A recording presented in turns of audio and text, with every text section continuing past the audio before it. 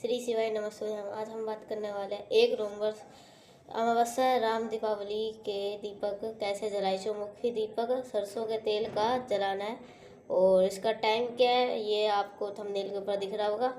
और ये कैसे लगाना है ये आज हम इस उपाय के अंदर बात करेंगे। ये सारे कुछ प्रदीप मिश्रा से हम कथा सुन के फिर आपको बताते हैं। तो बढ़ते हैं इस उपाय की तरफ, चलो शुरू करते हैं। जिस वृक्ष के नीचे कार्तिक के महीने में अमृत वर्षा होते, कौन कौन सा पेड़ है? एक है पीपल है, दूसरे पेड़ का क्या नाम है? बेल का पेड़। तीसरा पेड़ का क्या नाम है? वो है आंवले का पेड़। इन्हीं तीनों पेड़ के वृक्ष के नीचे किसी भी एक पेड़ के वृक्ष के नीचे जाना है। अब हम समझते हैं कि कौन कौन सी चीज़ों को लेना है। इस चीज़ के लिए मात्र हमें 1 चुटकी हल्दी लेनी है, इससे ज़्यादा मत लेना, बस 1 चुटकी हल्दी लेनी है। साथ ही साथ आपको सुगंधित, ऐसे शिव महापुराण में है सुगंधित वस्तु, हमें क्या करना है? इत्र लेना है। फिर 1 तांबे का लोटा लीजिएगा, उसके अंदर जल भरिएगा। कार्तिक मास का स्नान दान है तो आपको क्या ढालना होगा? इसके अंदर गंगा जल ढालना जरूर होगा। आपको इसके अंदर 1 चुटकी हल्दी डालनी है। साथ ही साथ आपके पास में जो इत्र है, उस इत्र की 2 से 4 बूंद भी इस कलश के अंदर ही डाल देनी है। फिर आपको इस कलश को उठाने के बाद में जो आपके पास में 3 वृक्ष आपको बताया हूँ, उन्हीं में से एक कोई से भी वृक्ष की, तीनों के नीचे नहीं जाना है, एक के पेड़ के नीचे जाना है। या आप बेल के पेड़ के पास चले जाओ, जो आपके घर के अंदर बेल के पेड़ हो, बेल पड़ के जाओ, नहीं तो आप आंवले का पेड़ के उसके नीचे भी जा करके वही हल्दी और इत्र का जल होगा। अगर आप संपित कर देते हैं तो आपके घर में एक चीज़ का ध्यान रखिएगा, आप अपने साथ एक कमल गट्टा की माला नहीं लेनी है, सिर्फ एक सिंगल कमल गट्टा लेनी है।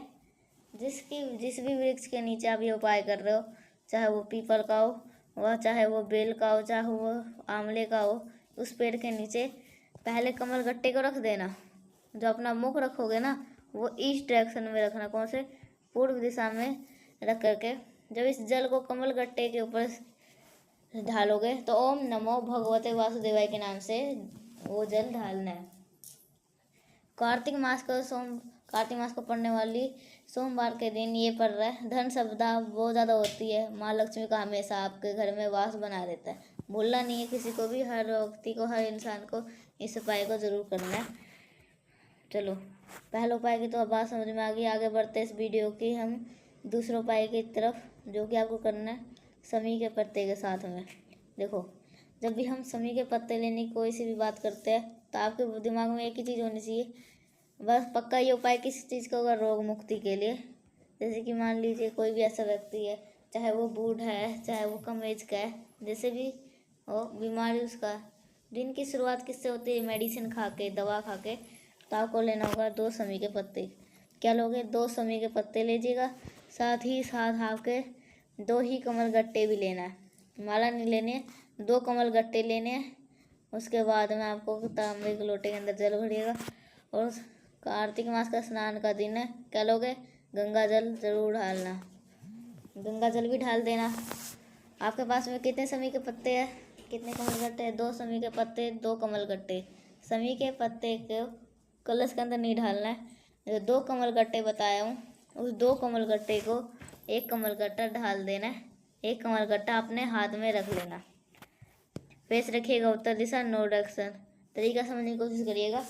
जब जो भी आपकी चीज़ें है, जो समी का पत्ता है उससे पहले संपित कर दो। पहला समी का पत्ता संपित करोगे जिस जगह से जल नीचे गिरने ही वाला होता है उस स्थान पर।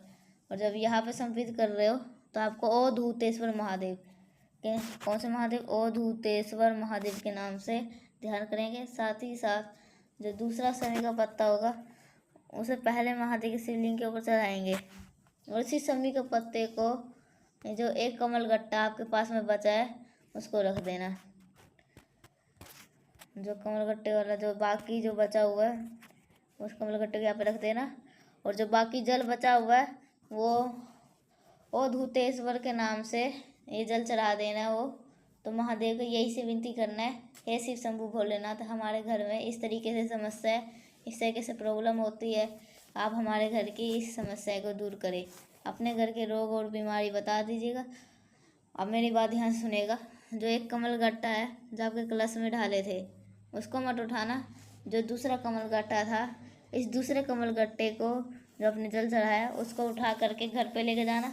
जो भी व्यक्ति आपके घर में बीमार होगा उसको सर से लेकर पैर तक 7 बारी ओम नमो भगवते वासुदेवाय के स्मरण करके घुमा लेना और उसी कमल गट्टे को आंवले वृक्ष के नीचे रख करके चले जाना।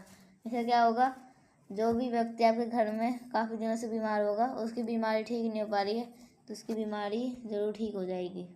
भूलना नहीं है किसी को भी, हर इंसान को ये उपाय करना है। आगे बढ़ते हैं इस वीडियो की हम। और आपको एक कटोरी ले लेनी है। कोई ऐसी प्रॉब्लम है जिसका सोल्यूशन आपको निकल ही नहीं पा रहा है तो आप इस उपाय को जरूर कर सकते हो, चाहे वो कितना भी बड़ा कष्ट हो परिवार में। इसके लिए छोटी सी कटोरी ले लेना। इस कटोरी के अंदर 2 से 3 चीज़ को डालना है। सबसे पहले आपको उसके अंदर, इस कटोरी के अंदर जल भरना। कोई ज़रूरी नहीं है कटोरी के अंदर, लोटा भी ले सकते हो, कटोरी भी ले सकते हो। कटोरी लोगे तो बहुत आसानी होगी। ऐसे कटोरी लीजिएगा, इसके अंदर जल भरिएगा। जल के ही अंदर से ना जल चल रहा है तो क्या डालोगे, गंगा जल भी डाल लेना। और ये सब कुछ डालने के साथ में आपके पास में एक और चीज़ होनी चाहिए जिसे हम बोलते हैं केसर। मार्केट में मिल जाएगा केसर। केसर को उसी जल के अंदर डाल देना। इस आधे जल को आधे घंटे तक रख देना। इस कटोरी को उठाना, केसर के जल के साथ में सीधा पहुंचाना महादेव शिवलिंग के पास। और यहाँ पे हमें मंत्र उल्टा बोलना है।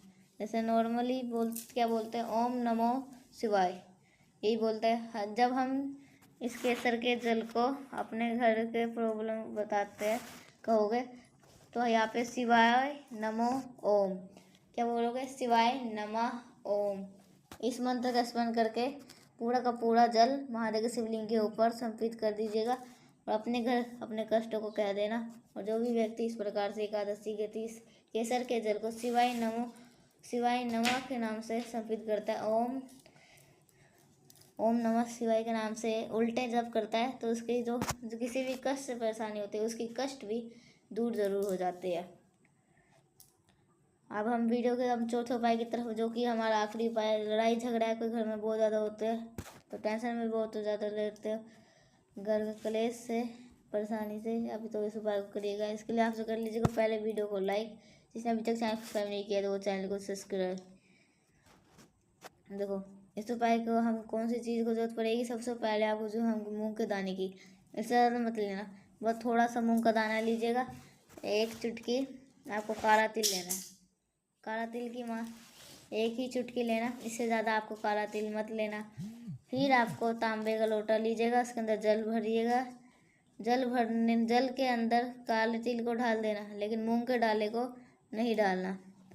इन सभी चीज़ों को लेकर कहाँ हो जाना, महादेव शिवलिंग के पास में। और गंगा जल ढाला मत भूलिएगा। और जो भोले देव की सबसे प्रिय पुत्री वह माता अशोक सुंदरी, उन्हीं के स्थान पे आपको हाटकेश्वर महादेव, कौन से महादेव, हाटकेश्वर महादेव के नाम से चढ़ा करके जब जल चढ़ा रहे हो महादेव शिवलिंग के ऊपर तो उस व्यक्ति का नाम और गोत्र बोल करके समर्पित करने से हमारे घर की जो प्रॉब्लम्स होती है, समस्या होती है, वो सारी समस्याएं दूर ज़रूर हो जाती है। करके देखिएगा इस उपाय को। अगर ये आपको उपाय अच्छा लगा हो तो लाइक करिएगा, चैनल को ज़रूर सब्सक्राइब करिएगा। मिलते हैं नेक्स्ट उपाय के। तब तक अगर कुछ समझ में नहीं आया तो आप सभी लोग कमेंट के नीचे भी आप सभी लोग पूछ सकते हो। तो मिलते हैं नेक्स्ट उपाय के साथ। तब तक के लिए श्री शिवाय नमस्तुभ्यम।